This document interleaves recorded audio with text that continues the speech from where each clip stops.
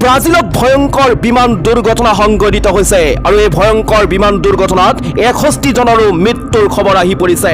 ব্ৰাজিলৰ সাও পাউলোত ভয়ংকৰ বিমান দুৰ্ঘটনা সংঘটিত হৈছে।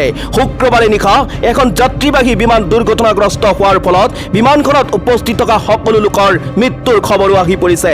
ব্ৰাজিলৰ আঞ্চলিক বিমান সংস্থাৰ তথ্য অনুসৰি বিমানখনত 57 জন যাত্ৰী আৰু 4 জন ক্ৰু মেম্বাৰে মুঠ 61 গৰাকী লোক আছিল এই বিমানখনত। বিষয়াসকলে জনোৱা মতে বিমানখনে নিয়ন্ত্ৰণ হেৰুৱাৰ ফলত সংঘটিত হয় ভয়ংকৰ বিমান দুৰ্ঘটনাটো। ভয়ংকৰ বিমান দুৰ্ঘটনাটোৰ ফলত স্থানীয় কনডমিনিয়াম কমপ্লেক্সৰ এটা আৱাস ক্ষতিগ্ৰস্ত হোৱাৰ বিপৰীতে কোনো বাসিন্দা হতাহত হোৱা নাই বুলি জানিবলৈ দিয়ে।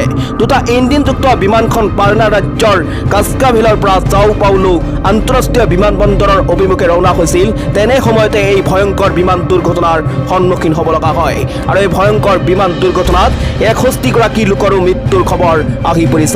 সমগ্ৰ বিশ্ব কঁপাই যোৱা এই ভয়ংকৰ বিমান দুৰ্ঘটনাই এতিয়া খলকনি সৃষ্টি কৰিছে গোটেই বিশ্বত।